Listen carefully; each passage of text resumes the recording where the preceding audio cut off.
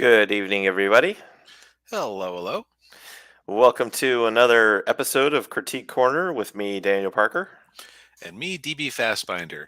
And we're here to see the state of media. And boy, howdy, this week is going to be interesting. Oh yeah, yes, yeah. We're going to get into all of the goings on, particularly with a certain fedora wearing archaeologist, I'm an indie. Indy. Yeah, and but in the meantime, if you're returning, welcome back. If you're new here, what we normally do is we start off with our thing of the week, which is a particular media we've been consuming.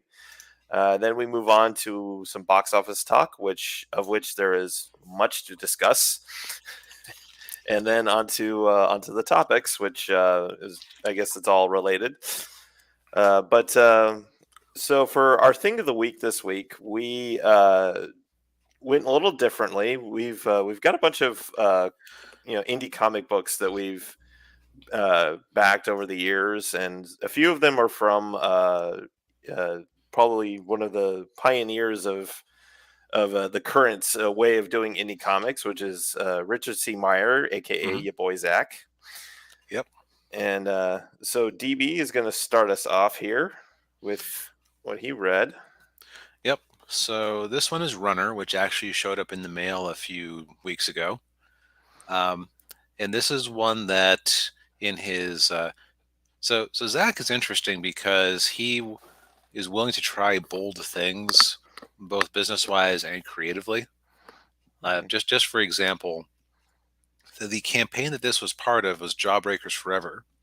Well, he had been very late on Jawbreakers Grand Bazaar, and so as like an apology tour, he was offering Grand Bazaar for just $1. Right, I remember Which that. Yeah. how do you make money on that? Oh, you don't. His theory was that he would keep running it at that rate uh, until people stopped buying extra books to go with it. Mm. Which he never ended up doing the whole campaign because everybody bought on average 1 to 2 extra comics per book, and he talked about this.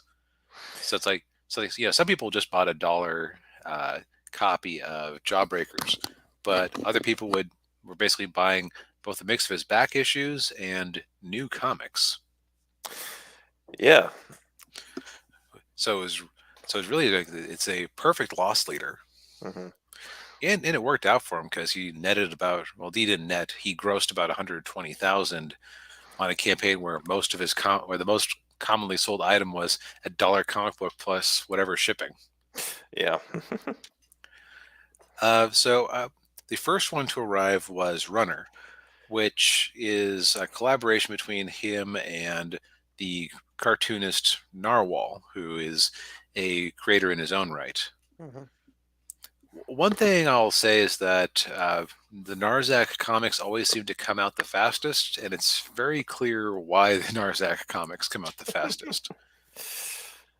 Because, and this is showing pages from Runner. Narwhal has a very is rough the right word even? Like just like a very I was gonna. intentionally sloppy art style. Yeah. I was gonna say bizarre, but Yeah, because on the one hand, it kind of, and this might just be some jaggies on this picture here because I didn't really notice in the comic books, but it almost looks like it was done in MS Paint with pre-rendered CGI backgrounds, right? Free to use CGI backgrounds. yeah. And of course, it has a giant shitting out bones, so that's lovely. Yeah. But of course, that the art is only part of a comic, and I would say that the last Narzak comic I bought, I thought that Narwhal's art worked pretty well for it, which is part of why I backed this one too. Mm.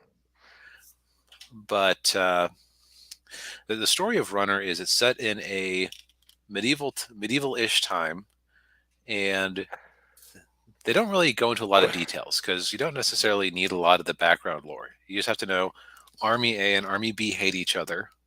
Mm. Army A has figured out that if they can control this pass, then they can uh, then they can seize everything, or it's like a linchpin. And Yeah. so they send this messenger out to uh, to tell a particular squad to go up to take the pass.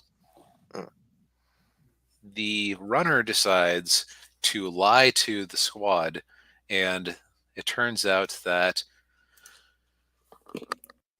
excuse me, and it turns out that or he basically gives himself an hour to take the pass solo and be the big damn hero. Ah, okay. And once he's there, he meets this giant. Um, and yeah, it is a bit scatological when he meets the giant. Yeah. Um, it's I'm going to go ahead and spoil this because, like all crowdfunded comic books, this one has a pretty small distribution. So if this Hmm. is something you want to see and own, then pick it up on his next Zack Friday or whatever campaign. Yeah. But you find out the giant's backstory. Like you'll notice that the giant has these weird star eyes. Mm. It's because this feels so weird to say. He was a kind of a mutant born to the other side of the runner, Okay. and yeah, he was the greatest soldier of that side's army, and he was brought to this island that they're fighting over, or this land that they're fighting over, and he got drunk, fell asleep on the beach, and his eyes were eaten by seagulls. Ouch. Which means seagulls are bastards, uh, or baby seals. They'll do that to them too. Yeah. Yeesh. But it's a very strange concept. And so, since their greatest soldier was blinded, they just threw him up into the pass and told them to hold it. Oh, he's. And so, it's the runner finding out the giant's backstory, and uh, it's all very strange. Like the giant wants to die, so he goads him into a fight. After it seems like they're going to get along, and so he basically commits suicide by cop. Uh, huh.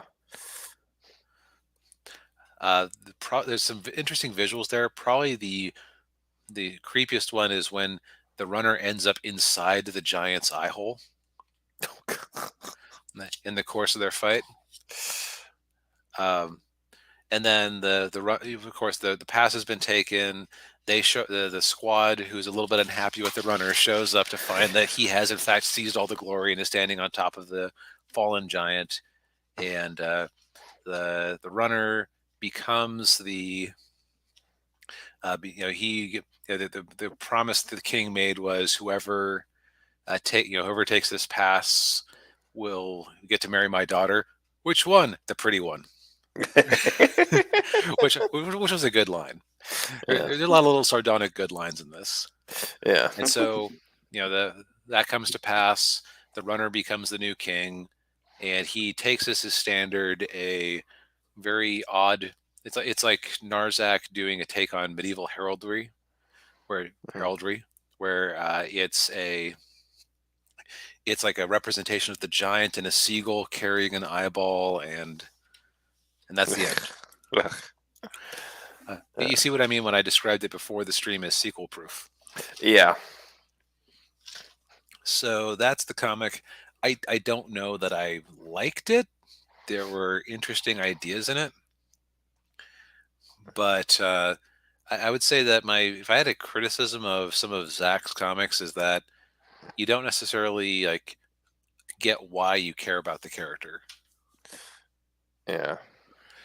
Now this kind of abrasive style really works with Iron Sights and Jawbreakers. Mhm.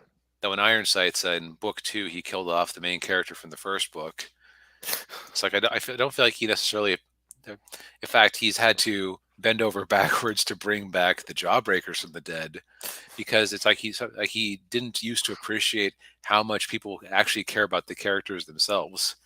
Yeah. A very modern Marvel mistake to make. Hmm.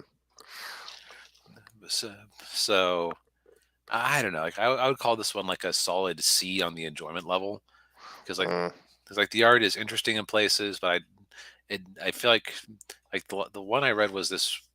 The last Narzak book I read was this one that was like a Twilight Zone episode about of where aliens show up claiming to have had an alliance with the Nazis, and they need to provide 2 million soldiers in order to avoid the destruction of the Earth and violating the treaty.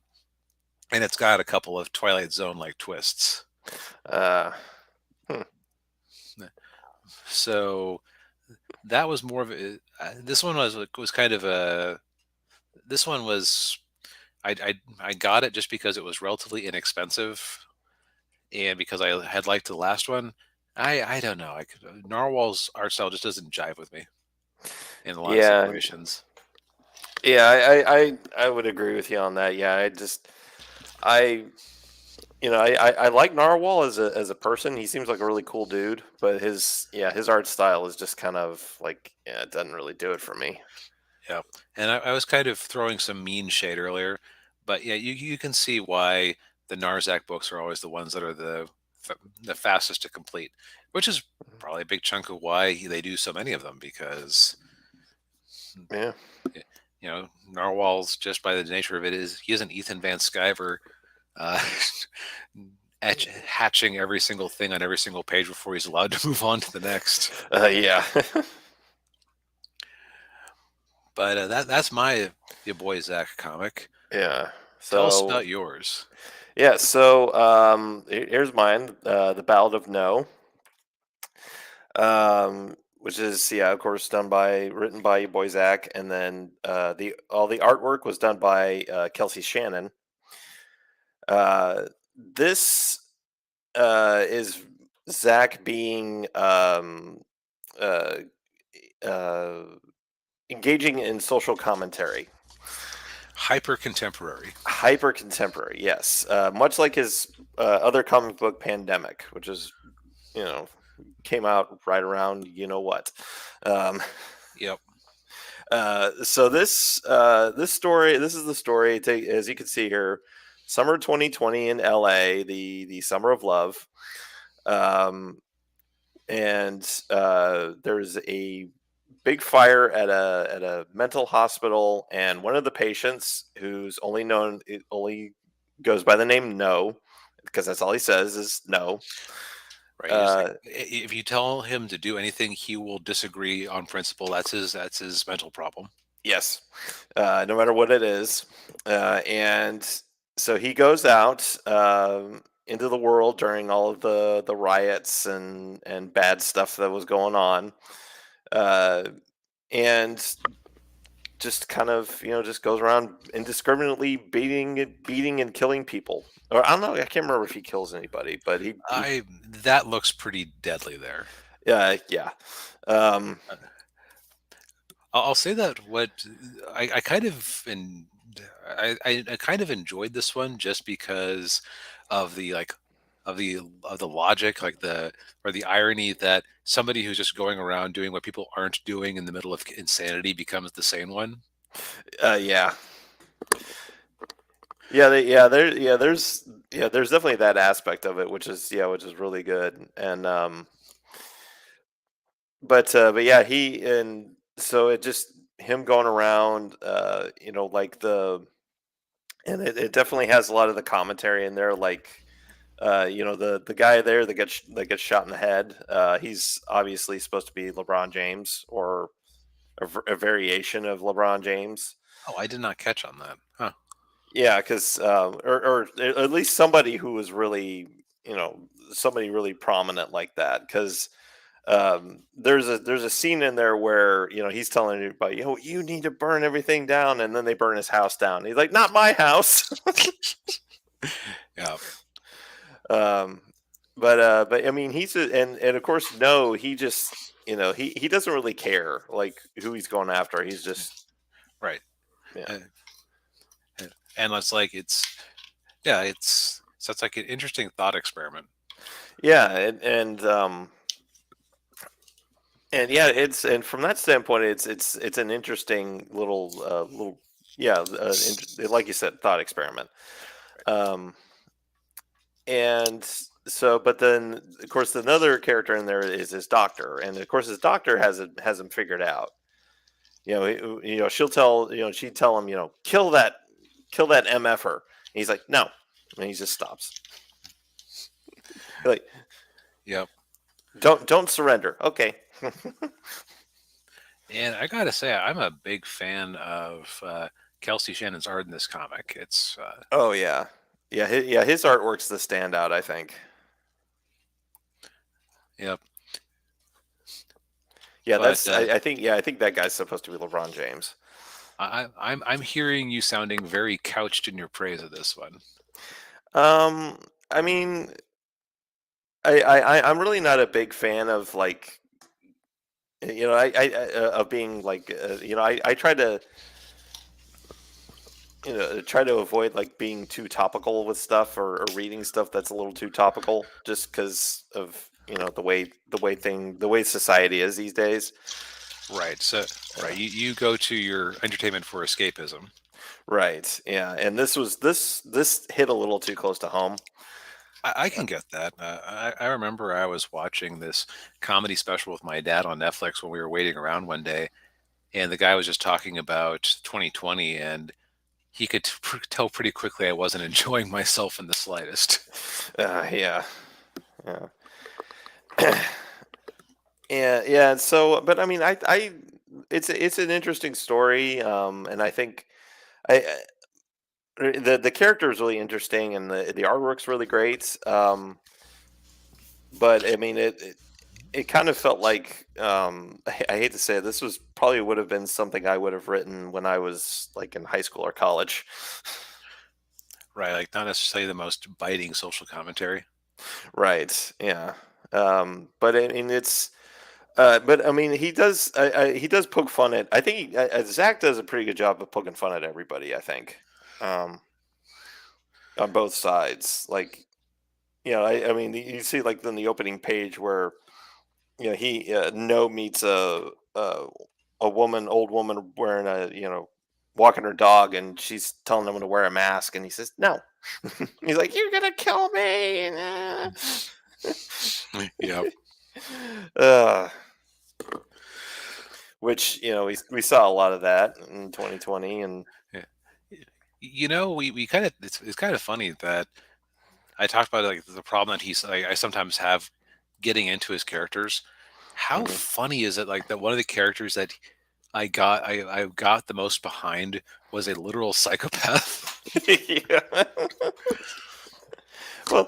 Well, I mean, you know who he is, you know what he is. So I mean, it's once you figure that out, it's like, okay, I get what he's doing, I get what's going on, and That is one of the weird things in fiction, that where if you have a character like the most popular character in most shows is the character who is the most true to what they're advertised to be. yeah, Like to bring up an example that somebody pointed out when I was mentioning this, like in Ruby, one of the most popular characters is Ruby herself is not especially popular with the fan base as far as I can tell, outside of, well, she's the main character, so of course she is. yeah, Um, the, uh, but the character of Weiss is extremely popular among mhm, people I know who still care about the show because what does she advertise at the start? Spoiled princess heiress who has to grow. And what is she from the start? She is a spoiled heiress who has aristocratic assumptions, or at least like rich girl assumptions, and she has to grow. yeah, As opposed to what's Ruby's character trait? Oh, she's the main character and is good, and mm, is very chipper, which kind of means that if you see her in a down moment, then yeah, you're kind of violating that. Like, there's not really much to go with. No is another good example of that, where yeah, you just execute a relatively simple premise, and you don't violate it, then you're good. yeah. And yeah, definitely had that here. And but I mean, I think the more I think about it, I don't think I dislike it as much as I did after I initially read it. Because I started thinking about it more. And it's like, I mean, I mean, it's a a fascinating little story, and I kind of wonder too, like you know, you put somebody like that in a situation like what we had 3 years ago. I mean, this would have been what would have happened. You just Yeah, he just might not have lived quite as long. But right, yeah. now, what I will say is that I like this one a whole lot better than Pandemic, Mm, because my issue with Pandemic was that if I hadn't known what the premise was from hearing him pitch the story, I don't think I could have figured it out from the context in the story. yeah, Also, No is coming back when he does more of these Theosophy comics, which are he's like doing an Avengers type thing of his different characters that are being introduced in that, and I think I'm out, honestly. yeah, yeah. That seems a little odd. I think. Yeah, like Yeah. I think that No is a good one and done concept, but I can't see him being interesting in general outside of this. Yeah, well, yeah, that's he's a one trick pony. I mean, Yep. it's his whole thing is, he says no and he disagrees no matter what it is, and Yep. it's kind of like So kind of like Bizarro, that's right. Oh well. Yeah, But yeah, so it's interesting to just kind of go into our crowdfunding backlog. And now the two of these, I feel like this could have actually been published by a regular comic book company. I don't think Narwhal. I think like he is a very, creature of crowdfunding. Like it, yeah, because I don't, I can't see a regular studio taking or not studio, regular comic company taking a chance on his art style. yeah. I would agree with that. Yeah, Though I would love to see some of this animated, because I think that this could look very interesting in motion. I think so too. Yeah, and if it's even though I'm not a big fan of the style, but I mean, if it was rotoscoped, I mean, Yeah, that would be yeah, neat. yeah, But yep, enough of picking on your boy Zach slightly. yeah. Let's pick on bigger targets. Yeah, yes. Hey, Holy, or hey, Ninja, Oh, hey, Ninja, good to see you. you're just here in time for the box office. Yep. Yeah. All right, so we're going to take a rare look at the daily chart in a moment as one of our stories of the day. But let's drink in the awful state of the American box office and international box office, for that matter. Yeah. So I is and this is just, I mean, having a major tentpole movie not do at least 100 million this opening weekend. That's and domestically, that's mm, For that matter, it didn't even clear 100 million through Wednesday. Like yeah. it had the July 4th five-ish day weekend, because I can guarantee you, and I actually know this from work, a lot of people took that Monday off. At Uh-huh. my office, the phones were dead Yeah. because there were a lot of 5 day weekends taken. People had plenty of opportunities to go see Indiana Jones. Yes. And it just says, "Oh boy, the best box office last weekend was the amount of people in Gettysburg, 160th. Wow, oh that's hard to believe. 160th anniversary. Ooh, Hmm. yeah, I mean, the people who fought in Gettysburg, yeah, I could see that if it's like a $15 average ticket. That's like 400,000. Wow, yeah. yeah, uh, but before we talk about Indiana Jones, which yeah, everybody knew we were here to talk about Indiana Jones. Um, yes, so let's check in with some ones. Oh my God, the Flash had not actually crossed 100 million as of Oh, last weekend in weekend oh, 3. man, this is Shazam level bad. Yeah, it was outperformed by The Little Mermaid, Oh, which has now been out for 6 weeks. yes, and is dropping on digital in like a couple of weeks, I think. Yeah. Now it can it didn't do a whole lot worse than Ruby Gillman Teenage Kraken, Hmm. which Yeah. had you seen any trailers for that one? No, I hadn't. I had seen a few, and I forget where or why I saw them. It must have been when I was at the theater. Hmm. But what would I have been at the theater for? Flash. No, maybe it might have been before Flash, but I've been aware of this movie for a while. Hmm. Yeah. That I'm trying to remember what else you could have gone to the theater to see. Did you? yeah, Was it at Suzumi? that might have been it. All right. So, Ruby Gillman, Teenage Kraken. I can tell you that from the trailers, the art style is very weird. Hmm. Like it's not quite Cal Arts, but it's not far off of Cal Arts. Uh, And this might be something where we have a general discussion about certain trends in movies and writing that just aren't working for people anymore. I feel like the peak of the acceptance of Cal Art style, which, mhm. okay, to go back a step, what people call Cal Art style is not technically a style that is taught at the At Cal. California Art College or whatever it is, Caltech. Yeah. Caltech, Yeah. right, at their animation group or Yeah. their art department. I use that as a placeholder because it's like a uniform-ish style that you see in a lot of animated productions these days. Yeah, like Steven Universe.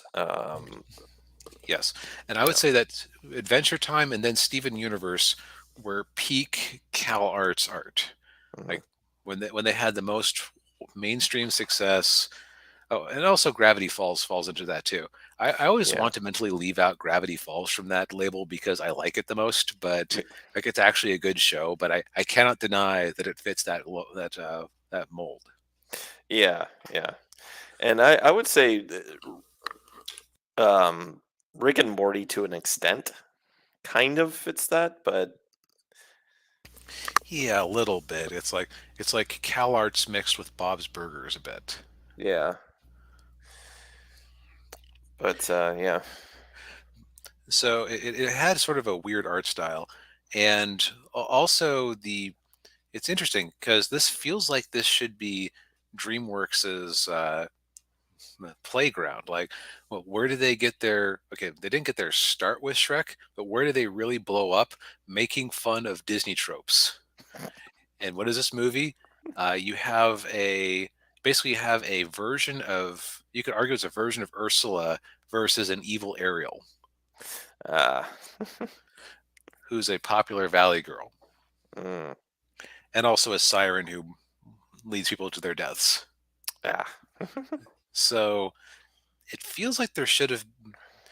But every time I watched the trailer, I thought this just feels so generic. Like there's not that zing that you have in some of these stories. Like there's not like this sauce that tells you that this is going to be something special. Yeah. And that might explain why it had such a weak opening. Right. Like we're talking a $5 million opening weekend for DreamWorks. And this is weird because DreamWorks just came off of Puss in Boots, which Yeah. in terms of quality, this would be like, and this might have actually happened in real life. I forget the order of release. This would be like having Toy Story 3 followed by Cars 2 Ugh. in terms of actual quality. Oof. In terms of actually no, I can't. I haven't seen the movie. I can't speak to its quality. I can make assumptions based on the trailers, but it Yeah. and the general lack of interest. But in terms of like box office, it'd be like if Batman v Superman had been followed by The Flash. Like that would have been the performance difference we were seeing here. Yeah. Yeah. Now, the good news for DreamWorks is that as animated features go, this was relatively inexpensive, 70 million. Mhm. And even though I keep seeing ads for it, everyone, including you, says, "The hell are you talking about?" Yeah. I think I even saw a couple ads on YouTube now that I think about it. Uh, But it's like, so I everybody goes, no, this is not. This is nowhere near. This thing was not advertised at all. So maybe it has a very small advertising budget. yeah. Yeah. Maybe this was put out to die because they realized that they had kind of a turkey on their hands. Yeah, probably. But with 70 million, with this type of thing, if we kind of assume that we'll just be, I'm just going to pull up the calculator that you can't see here. Mm, Um, let's say that this thing has, I don't know, 3 times legs from its opening weekend, okay. which is reasonable enough, especially for such a small opening weekend. Yeah. So it's a 5.5 times 3, 16 and a half, and it's about equaling that in the international market. So that works out to about 33.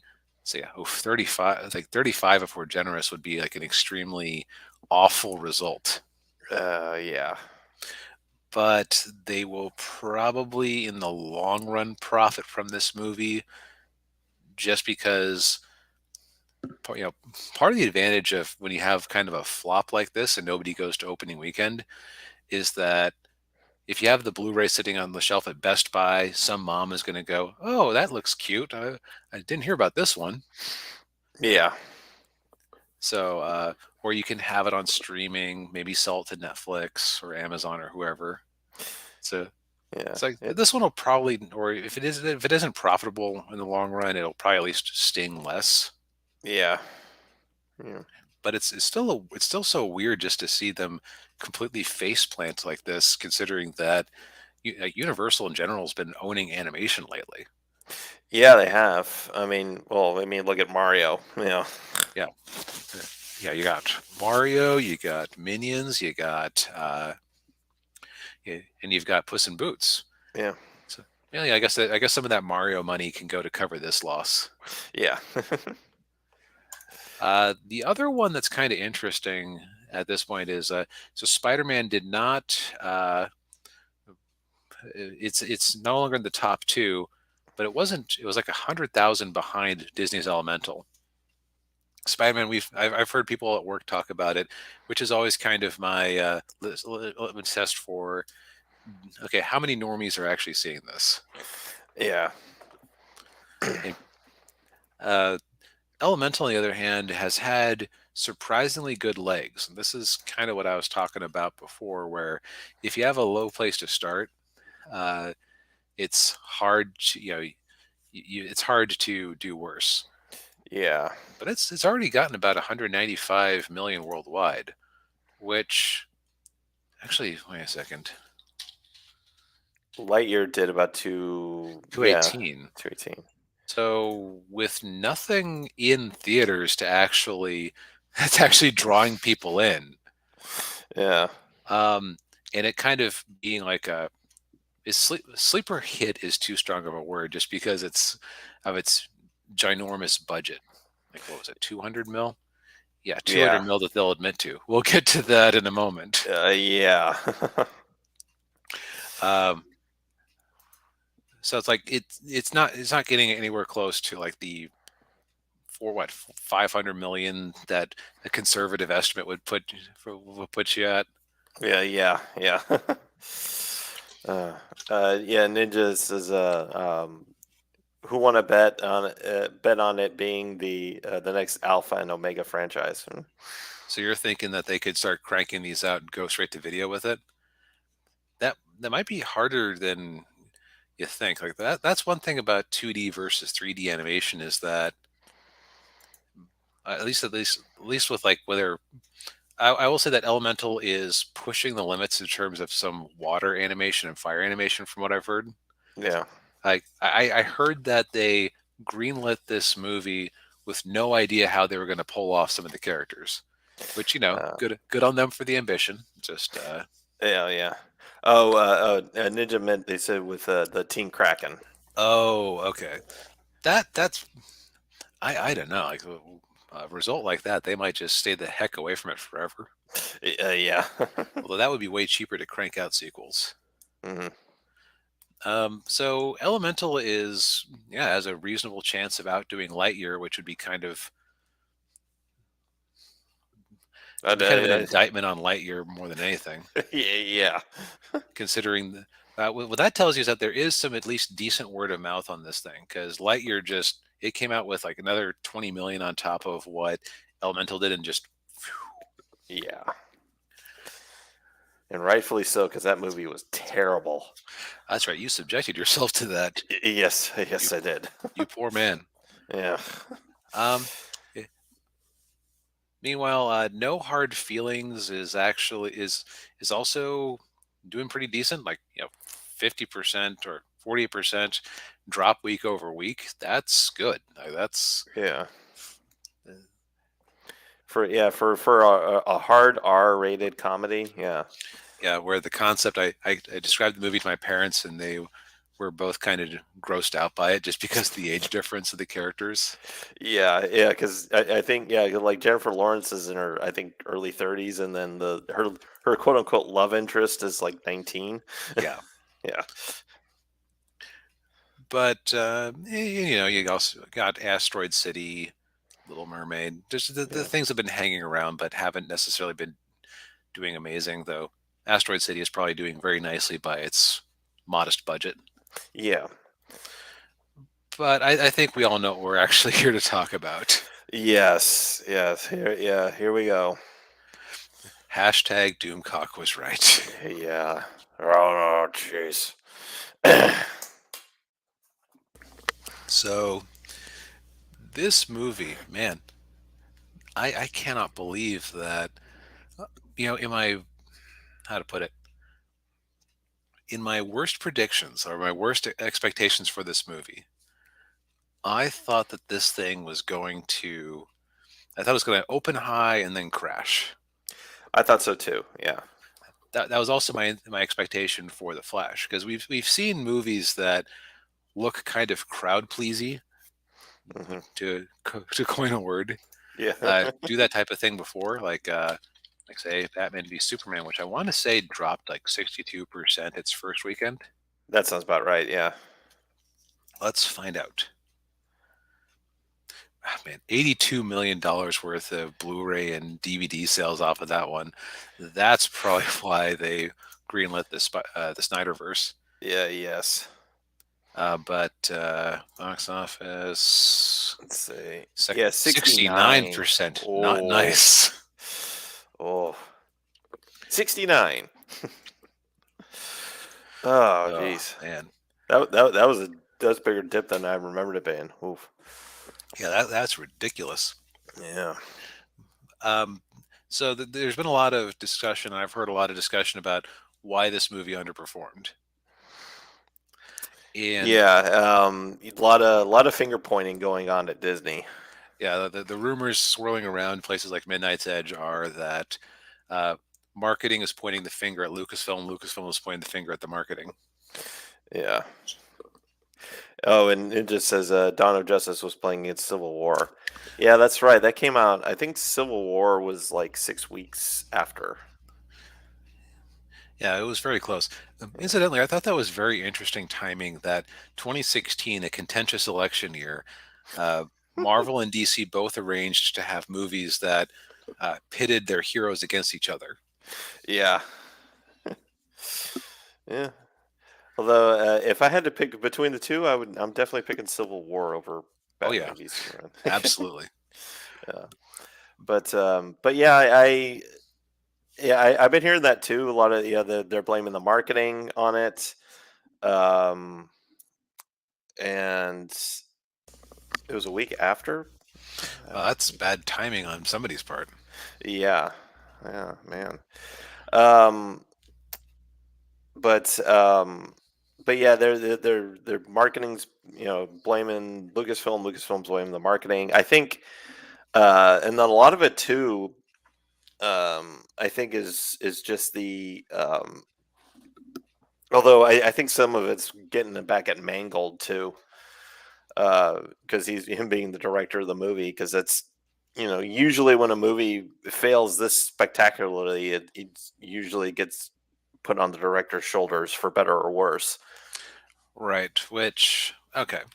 So having listened to reviews of it, having thought through what are real factors versus not real factors, Hmm.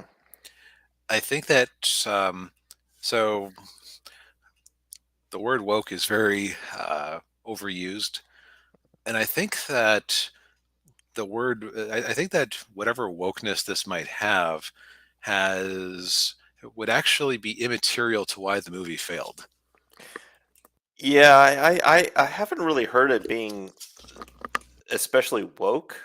It's just I think the main problem people have with it is that they're doing the same trope with this movie that they did with like The Last Jedi um and The Force Awakens before that, where you have this aging hero that everybody loves, and you're just knocking them down a peg in favor of this of the you know Kathleen Kennedy's self-insert British woman.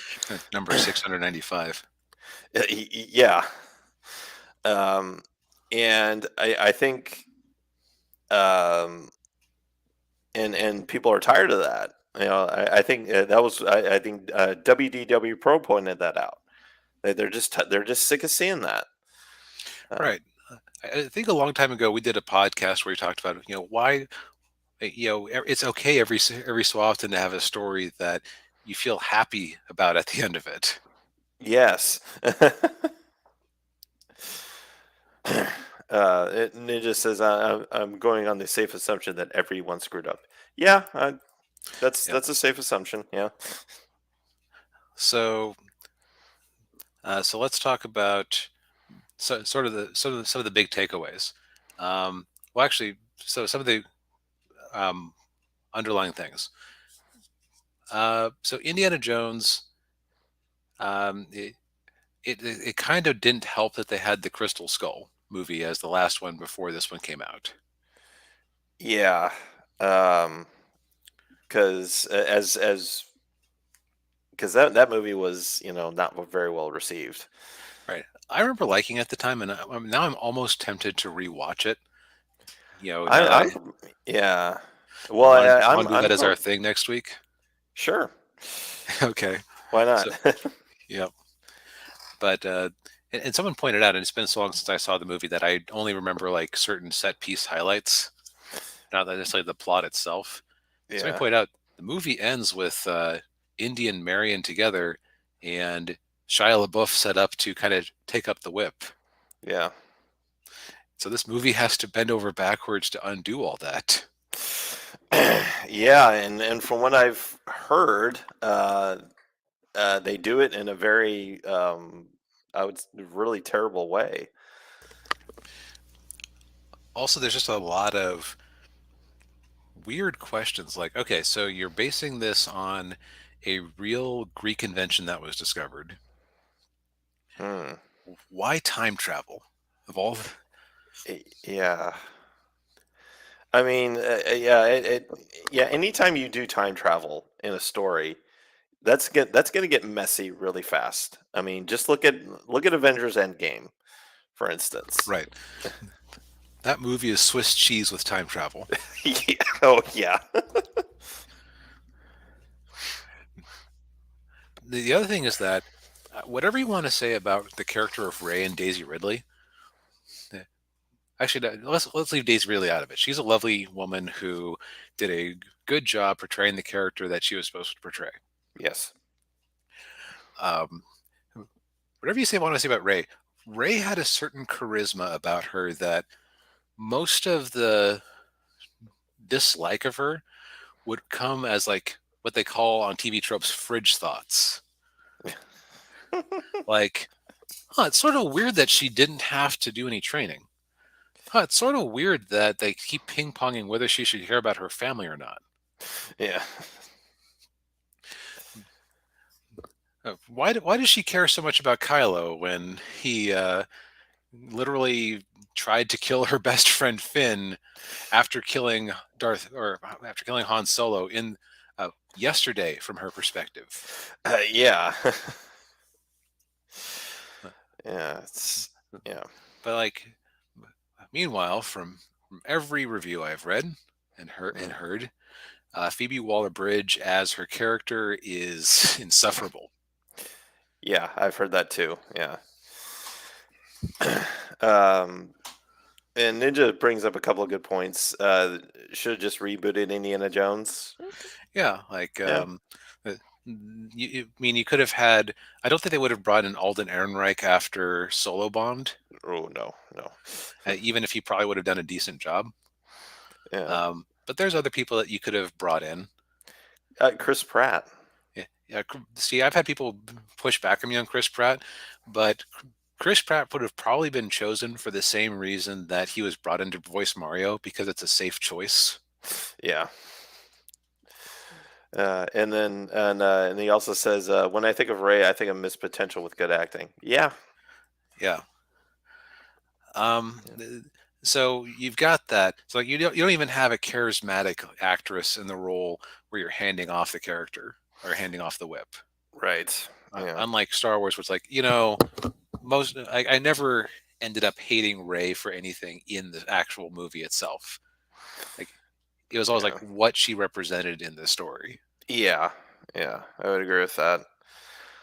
Um, and well, and not only that, and this might be me sounding like a bit of a chauvinist, but she's not that. Phoebe Waller-Bridge is not that attractive. I To me, she's not that attractive.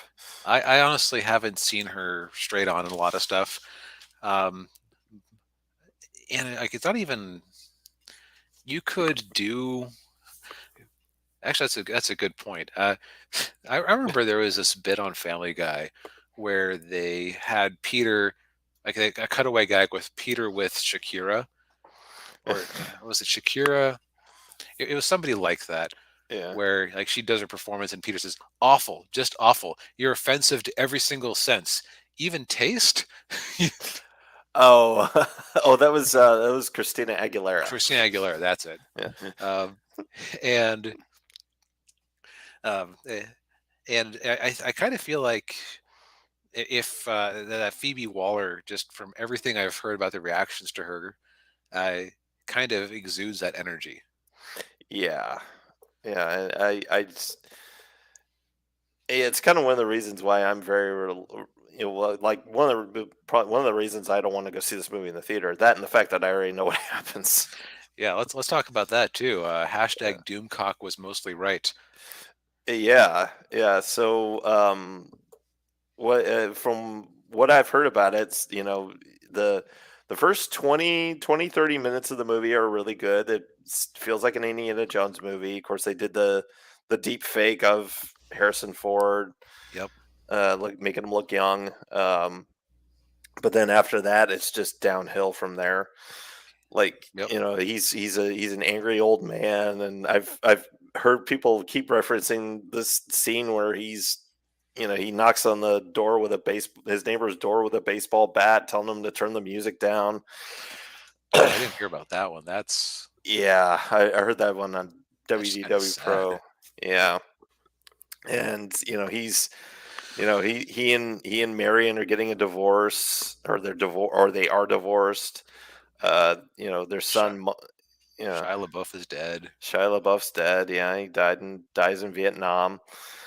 Um, and then he's retiring from his job, and he's got nothing going for him. And then you know Phoebe Waller-Bridge, who's like his goddaughter, shows up, and stuff happens, and Yeah. Yep. So the other thing is that perhaps now, okay. So how much of this is the script? How much, or the scriptwriter? How much is this James Mangold? James Mangold like seems to tell a particular type of story a lot of the time, yeah. like Logan. I, Well, I yeah, was Logan? What was the last one? yeah, Logan, yeah. Okay. He did Logan, and then he did the Wolverine before that. Okay, and I gotta say, I liked the Wolverine more than I liked Logan. Hmm. Uh, I'm kind of in the minority there, but I think part of it was that, well, I didn't like seeing Wolverine die, and they didn't do a Oh, good job making me care about X-23 and her fate. oh, yeah, yeah. Well, I liked of course, the Wolverine. It was the him in Japan, that story arc, which that was pretty cool. Yeah, that was like a pretty good retelling of that old Chris Claremont story Yeah, with Silver Samurai. yeah. I've only seen the PG-13 cut. I haven't seen the whatever R-rated cut yet. Oh, I forgot there was that even. Yeah. Uh, Ninja Toe says, "Why are they divorced? Why are they divorced?" Good question. Good question. Now, the one thing that didn't happen from Doomcock's original leaks was there was not a bit where uh, Harrison Ford died in the past and then Phoebe replaced him at all points in history. Yeah, But multiple people have said, did they reshoot that ending? So it's possible that he was right at one point. yeah. There's possibly like two other endings that they did in addition to the one that they put into the movie. Yeah, so it's very strange. Um, the other thing is that we talked before about how we kind of expected this to open big and then plummet. Mhm. Do you think that people just aren't giving movies the benefit of the doubt anymore? Like that seems to be like what we're just seeing over and over again this summer. I think you might have. I think you might be onto something there. Yeah, because a lot of a lot of these, we've been seeing it here. A lot of these major tentpole movies, like nobody just cares about them anymore. Right. Like I would say that the kind of the first signs of it this year were Ant-Man and Dungeons and Dragons, Hmm. where like a lot of smaller things like Air and a few other movies along that were different along those lines made good money. Yeah, Creed 3 had good reviews, and everybody, people had received the previous Creed movie as well, so they showed up. right. They aren't necessarily showing up. And is there anything that's actually totally original that has been a blockbuster this year? Not that I can think of. Like they'd all be successes relative to a small budget. Right. Yeah. I mean, yeah. Not. I mean, the biggest grossing movie the year so far is Mario, and that's not Right. original. That's a Right. you know. But no, I don't think I can't think of any. Yeah. But like it's like if people hear mixed things, it's like, well, we got inflation in the economy to worry about, so we're not spending $100 to go take the kids and buy popcorn. Right. Yeah. So like the big successes, so it's like you got the Flash. I don't think that I don't think that even in a world where Ezra Miller had an exemplary record, Yeah. that the like I think that Ezra Miller's nonsense probably knocked.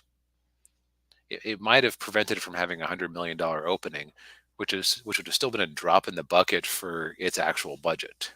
Yeah. Because that movie had a $300 million budget. Yeah. And also, a lot of these costs were just stupid high because of, well, the pandemic. Mhm. You suddenly have to do all this COVID stuff and, extra cleanings. The actors can't get too close to each other. uh, Right. And yeah. Shutdowns on the set if somebody tests positive. Yeah. So that Yeah. could, And so, uh, and that explains a lot of these movies that have been coming out recently, I think. yeah. And Indiana Jones was done during the pandemic, and Hmm. you had all that stuff, and then on top of that, Harrison Ford got hurt when they were Right. making it. At least, yeah, what broke his foot? Yeah. Yeah, it's so you wonder if maybe some of the costs are going to come down uh, for upcoming movies just because they don't have to deal with that. Like, Yeah. it occurs to me this is kind of the backlog from COVID because we didn't see a whole lot of new releases last year. That's part of Right. why Top Gun was able to clean up so much. Right. Yeah. And Ninja asks if streaming might have something to do with it.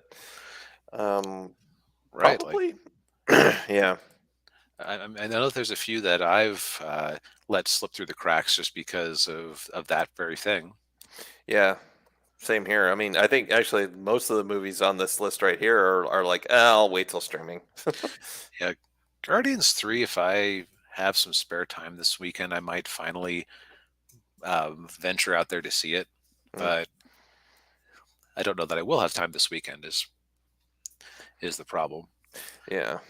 But but yeah, it's just like generally sad all around. I as much as I sometimes want to celebrate when Disney has an off moment because it's like, yeah, look what you keep ruining my childhood franchises. You get what you deserve. Yeah. And I think part of that is why I kind of have to go, okay, so I'm going to just bring up Bud Light, just not to comment on on the properness of the boycott one way or the other. Mm, But I think that there is a segment of the population that is actually deciding, you know what, we're not going, we're not going to stick with our, in the past we always complained and then gave up 2 weeks later, went right back to it. right. That's over. Hmm.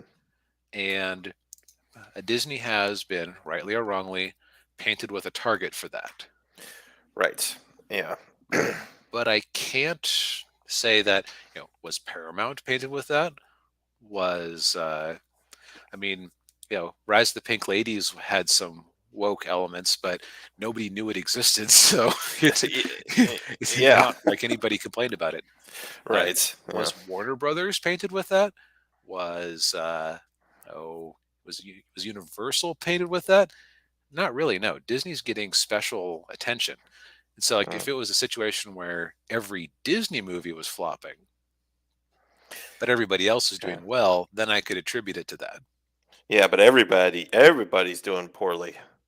Yeah, unless you come out with something that looks like it's exciting. And we even talked about this with Guardians of the Galaxy 3. It had a moribund opening weekend, but it compared to other uh, Marvel movies, it's like it came in at 118 million opening weekend, which basically double the Flash, Hmm.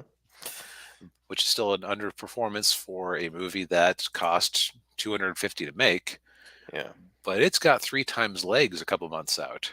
Right. That's that positive word of mouth. Yeah. So And looks like it broke even at the very least. Which yeah, that one hopes that broke even when it yeah. made 838 million. It Yeah. also surpassed Thor: Love and Thunder, so good on it. Yes. Yeah. Um but But yeah. like this is a box. This is not like a big break, huge drop. This is a big break and then word of mouth spreading, and it having it never has dropped more than 50% week over week in its local performance. Yeah.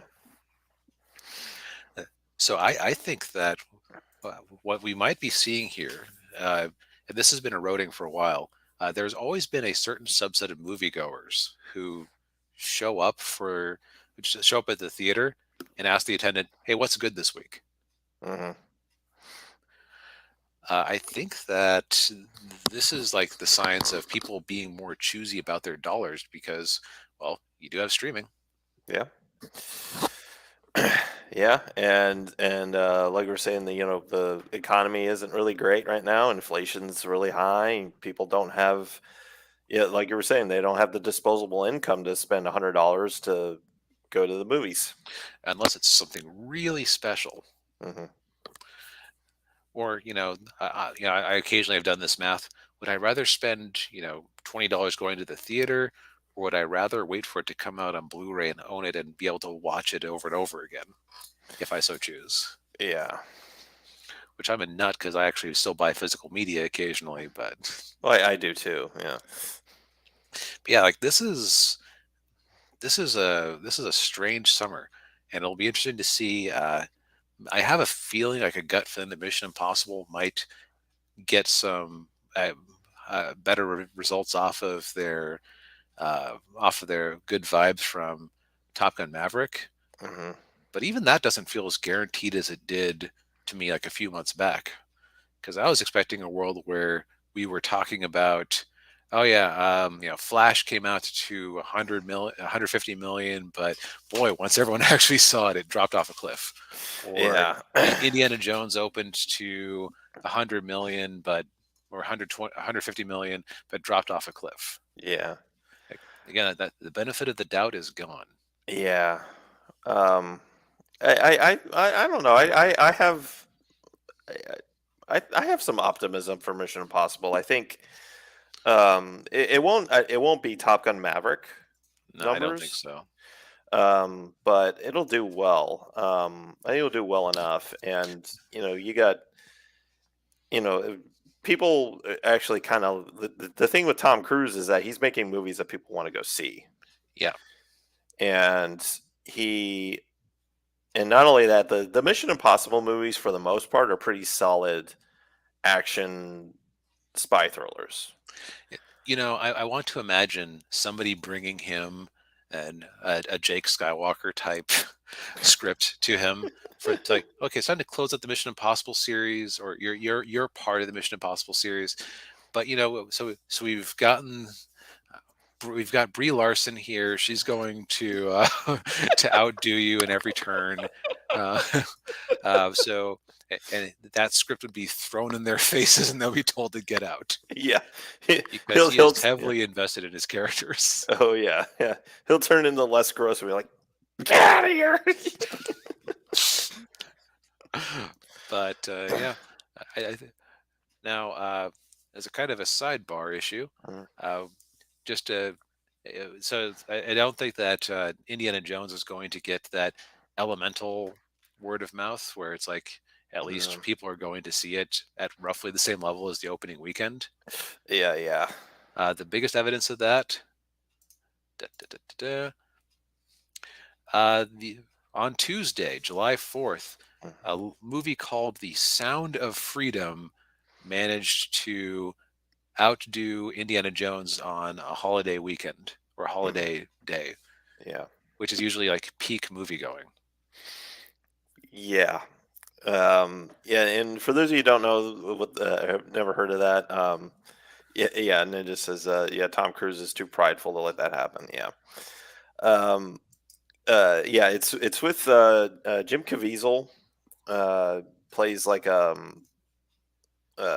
former government agent stopping trafficking. And it's and apparently, and I've actually heard some of the backstory of this movie. This movie was filmed like 5 years ago. Yeah, it was just sitting on a shelf apparently. Yeah, and it was originally the 20th Century Fox had the rights to it, and then of course then Disney bought 20th Century Fox, and they said, well, we're not going to release this. Which is an interesting choice. Don't Mm, eh, like. I mean, there's things like just from the sounds of it, it isn't bad. Like it, it's like Rotten Tomatoes. You have a high critic score on it, so yeah, that's yeah, and so, but of course, everybody's pointing out the fact that Disney could have released this movie and they didn't, and then it beat their big movie for on one on the 4th of July. yeah, that's really funny. Um, Yeah. it's also now Indiana Jones did swing back up and beat it on yesterday, which I was curious about. So it's probably like a flash in the pan type thing. Yeah, But but well, it was only 1.5 million though. yeah, and considering that this thing was brought back by a crowdfunding campaign of all things, Yeah, that's kind of sad. yeah, Oh, and it's in about half as many theaters. yeah, Yeah, like on the Tuesday, literally half as many theaters yes. within 1%. So that's Yeah. So, good on them. It's a Mhm. rare message movie that sounds like it's actually crowd pleasing and interesting. Yeah. Because I mean, okay, by and large, I think that there are issues that that divide people. Economics, politics, religion. I think most people can agree with, hey, let's keep these little girls from being abused. Yeah. Yeah. You would think we could all agree on that, but That's a guaranteed crowd pleaser. yes, indeed. And just to how to put this. So one of the things we do here is we do kind of our back of the envelope math analytics to see how successful these movies might be. Yeah. Yeah. But we're always kind of reliant on the assumption that we are getting accurate budgets. Yeah. Like for example, Doctor Strange and the Multiverse of Madness. We've following others, our own who are more connected to this than we are. Said, okay, that movie was profitable. That was like the rare Marvel hit last year. Right. Yeah. Um, so the UK government tattled on Doctor Strange. This movie was originally budgeted, or the revealed, or the declared budget for production was 200 million. The actual one was 294.5 million. Well, Yeah, that's like, let's see, how much did Avatar 2 cost to make? that It's like oh that was like 500 100 million, I million. think. Yeah, but let's just confirm that because I'm curious. Yeah, 460. 460. Okay, Yeah. but okay, so we both watched that movie. Yes. Those Oh, graphics were not 290. We're not a $300 million movie. no, they were not. Maybe not even $100 million movie. Oh my god!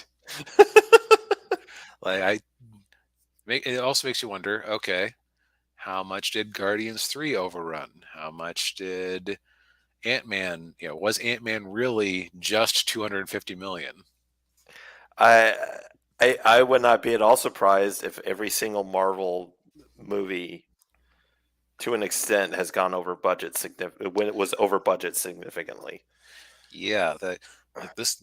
I mean, we kind of still have to go by the numbers that we're given to make our estimates, but because I don't Right. want to be conspiratorial and well start like making up wild numbers, like, well, we can assume that this movie had at least a $50 million overrun, but dang.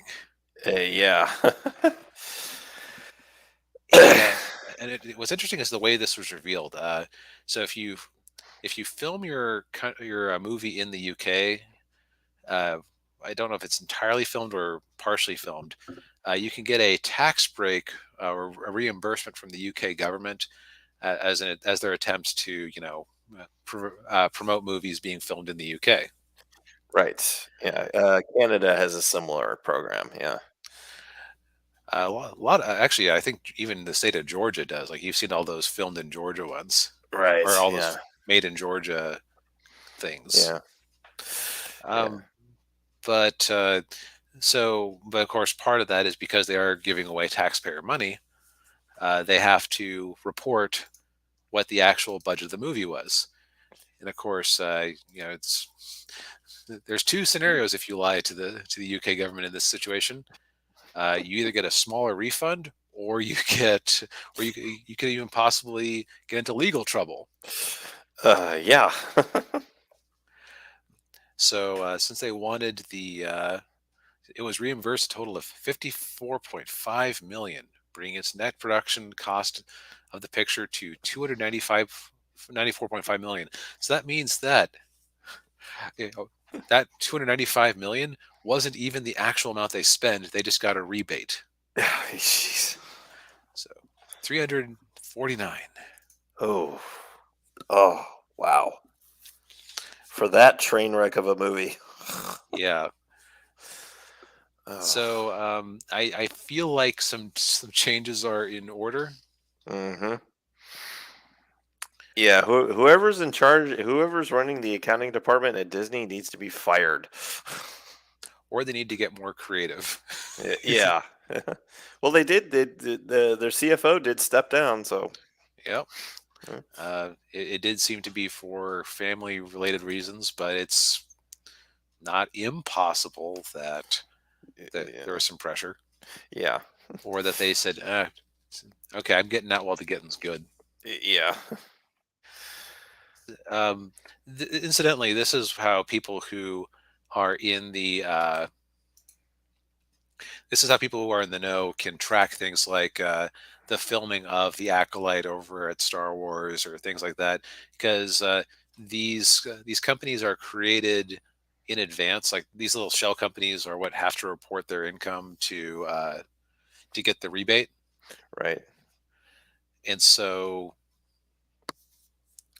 uh, eagle-eyed watchers of this space can notice things like these companies being created. Like they don't necessarily say that they are a subsidiary of Disney, but Hmm. yeah, uh, people can read between the lines. I think that Doctor Strange. I think this was listed here. Yeah, Doctor Strange 2 was made by Supreme Works Productions 2 in a nod to the status of Cumberbatch's Marvel Comics character as the Sorcerer Supreme, which is ironic considering that in that movie Wong was the Sorcerer Supreme. Yeah. But yeah, Yeah. so this calls into question a lot of what we do here, at least as far as we were talking earlier about benefit of the doubt. Like, can we give the numbers we have on the numbers the benefit of the doubt? That's all we have. Yep. That's that's the problem. I mean, we can only go off of what we're told. Right. We don't want to be Karl Rove in 2008 fixing the polls Yeah. based on wild assumptions. Right. Well, Well, I I think think that about covers our news stories for the week. yes, I do too. All right. Well, thank you everybody for joining us tonight. We appreciate it as always. Yes, indeed. Yeah, hit the like button and subscribe to the channel if you haven't already. Hit the bell for notifications, and we'll see you all next week. Good night, Yep. everybody. Night, everyone.